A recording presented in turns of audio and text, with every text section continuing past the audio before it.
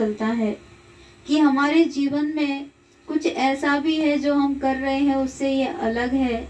वह प्रभु परमात्मा का भजन जो हम जीवन में छोड़ करके सारे काम कर रहे हैं, उस प्रभु की याद को भी हमें जीवन में करना चाहिए। क्योंकि कहा कि बिनु सत्संग विवेक न होई, राम कृपा बिनु सुलभ न सोई। हमारे संतों ने कहा कि जब मानव साधु संतों के संग में आता है, सत्संग में बैठता है, तो कहाँ विवेक जागृत होता है। और वह विवेक क्या काम करता है, तो हमें उस प्रभु के करीब ले जाता है, उस प्रभु की भक्ति के करीब ले जाता है।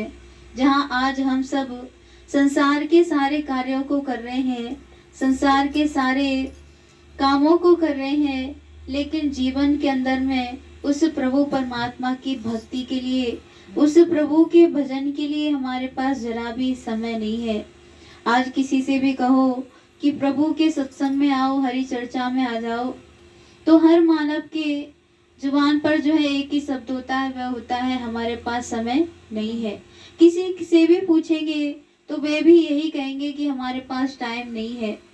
लेकिन हमारे संत कहते हैं कि जो जीवन हमें मिला है, अगर वह बीत गया तो वह फिर से आने वाला नहीं है। क्योंकि प्रभु ने यह मानव का जीवन बड़े सौभाग्य से हम सबको मिला है, प्रभु ने कृपा करके दिया है। जैसे आप जो है, आप कोई घर जो है आपके पास है और आप उसमें जो है किराएदार को रखते हैं, उसको जो है किराए पर वह मकान देते हैं, तो वह किराएदार आपके मकान में रहता है। उसे रहते रहते काफी समय हो गया और वह किराएदार ना घर की सफाई करता है, ना ही वह अच्छे से रह रहा है, किसी से बातचीत अच्छे से नहीं कर रहा है, बिगाड़ के रख रहा है, और जो है समय पे आपका किराया भी नहीं दे रहा है।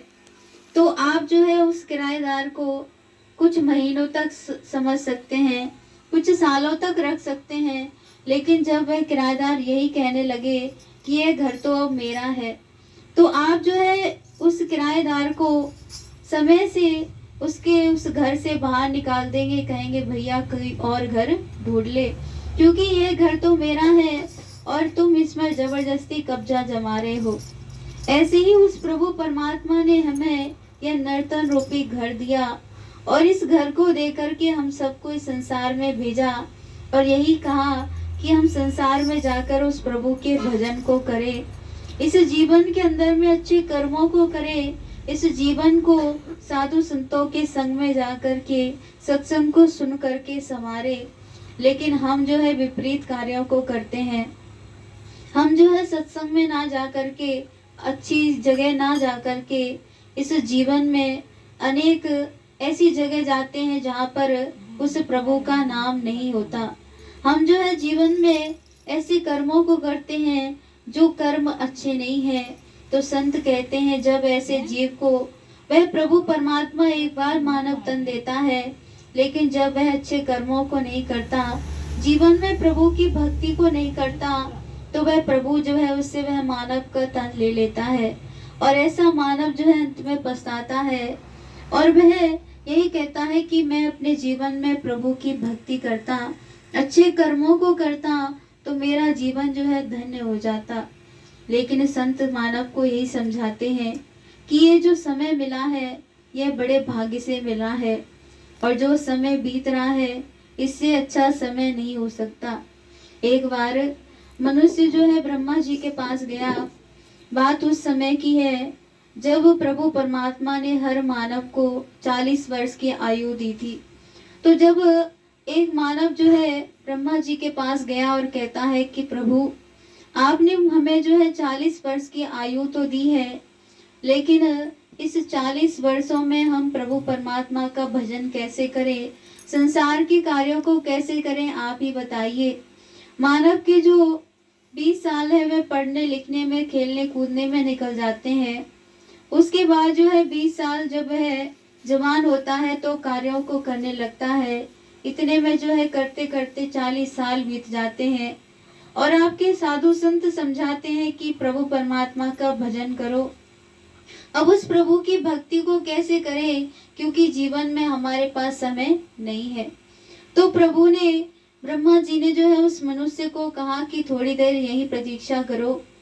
तो जब वह मनुष्य वहीं खड़ा हो जाता है तो कुछ ही समय में वहां पर जो है एक गधा आता है, और वह गधा जो है ब्रह्मा जी से प्रार्थना करता है कि हे प्रभु, आपने मुझे 40 वर्ष की आयु दे दी, और इस 40 वर्ष की आयु में मैं बोझा ढोते ढोते इतना थक जाता हूँ, और मेरा जो मालिक है इतना वजन मेरे ऊपर रख देता है, वह वजन मुझसे सहन नहीं होता। कभी जो है मुझे खाना देता है, कभी नहीं देता है। मैं इस आयु से बड़ा परेशान हूँ, इस जीवन से बड़ा परेशान हूँ। आप ऐसा करो, मेरी आयु को कुछ कम कर दो। तो भगवान ने जो है उसे 20 वर्ष की आयु दे दी, और जो 20 वर्ष उसके लिए थे, उस जो मनुष्य था उसको ब्रह्मा जी ने दे दिया और कहा अब तुम्हारे पास 60 साल हो गए, अब तुम जाओ और संसार के कार्यों को भी करना, प्रभु की भक्ति को भी करना। लेकिन जो मानव है कुछ दूर तक जाता है, फिर से वापस आ जाता है और फिर कहता है कि प्रभु इन 60 साल में क्या होगा।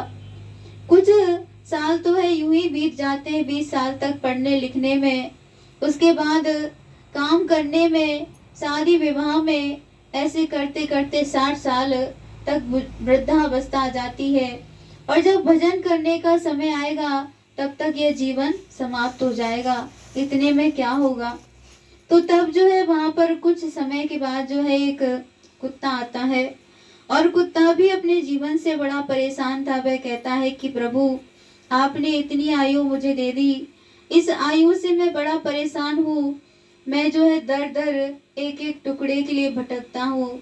मैं कहीं भी खाने के लिए जाता हूँ, कोई भी व्यक्ति जो है मुझे लाठी से डंडे से मारकर भगा देता है। किसी के घर में खाने के लिए जाऊं तो कोई जो है पत्थर मार के भगा देता है। मुझे खाना नसीब नहीं होता, मैं दर दर की ठोकरें खाता रहता हूँ। हे प्रभु मेरी आयु को भी कम कर दीजिए। तो ब्रह्मा जी ने जो है उसकी भी 20 वर्ष आयु कम कर दी, और उस आयु को उस मानव को दिया जो मनुष्य आयु लेने के लिए खड़ा हुआ था। तो जब वहां से कुत्ता भी चला जाता है, फिर भी मानव जो है वहीं खड़ा रहता है कि प्रभु थोड़ी सी आयु और दे दो। तो वहां पर जो है एक कुछ समय के बाद उल्लू आता है, और वह जो उल्लू था वह भी भगवान से प्रार्थना करने लगा कि प्रभु आपने मुझे 40 साल की आयु दे दी, लेकिन इन 40 साल की आयु में मैं अपने जीवन में बड़ा परेशान हूँ। तो वह अपनी समस्या बताने लगता है, कहता है कि प्रभु मुझे दिन में दिखाई नहीं देता, रात में दिखाई देता है, रात में भोजन भी नहीं मिलता, कहाँ कहाँ भटको, कुछ भी खाने को नसीब नहीं होता। हे प्रभु मेरी आयु को भी कम कर दो। तो ब्रह्मा जी ने उसकी भी 20 वर्ष की आयु उस मानव को दे दी, और कहा अब जाओ संसार में, और संसार के कार्यों को करते हुए जीवन में प्रभु परमात्मा का भजन करना, जिससे इस जीवन का कल्याण होगा। उस प्रभु को हृदय मंदिर में जानना। अब जो है मनुष्य भगवान को प्रणाम करके वापस आ जाता है, और अपने जीवन में वह 20 साल तक खेलता कूदता है, पढ़ता लिखता है। उसके बाद जो है शादी विवाह, और जो है ऐसे करते करते काम करते हुए 40 साल बीत जाते हैं। फिर जो है वह और मेहनत से काम करने लगता है, सोचता है मेरे परिवार के लिए तो मैंने जोड़ा, लेकिन मेरे नाती पोते क्या खाएंगे, मेरे जो आने वाली पीढ़ी है वह क्या खाएगी।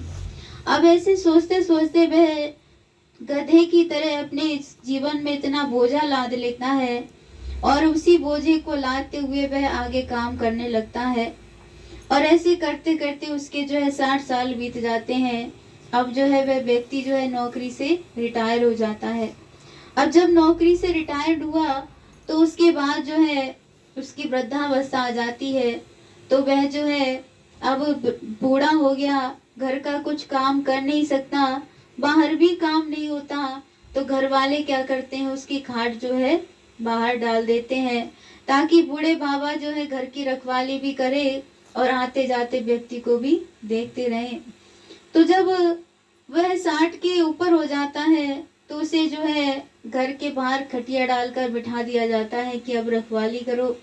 जैसे उस कुत्ते की हालत थी, ऐसे ही अब उस व्यक्ति की हालत है, घर की रखवाली करना, आने जाने वालों को देखना, ऐसे करते करते उसके जो है 80 साल बीत जाते हैं। अब जो है कुछ आयु और बची, जब जो है उसे दिखाई नहीं देता, आंखों से दिखाई नहीं देता, खांसी होने लगती है, शरीर में दर्द होने लगता है, अनेक प्रकार से वह रोगों से पीड़ित हो जाता है। तब वह घर में जो है बैठा बैठा यही सोचता है कि मेरे पास समय और होता तो मैं अपने जीवन में ऐसे कर्मों को कर लेता जिससे मेरे जीवन का कल्याण होता। वह शरीर से तो लाचार है, बूढ़ा हो गया है, लेकिन मन के अंदर जो चिंता है वह चली रहती है।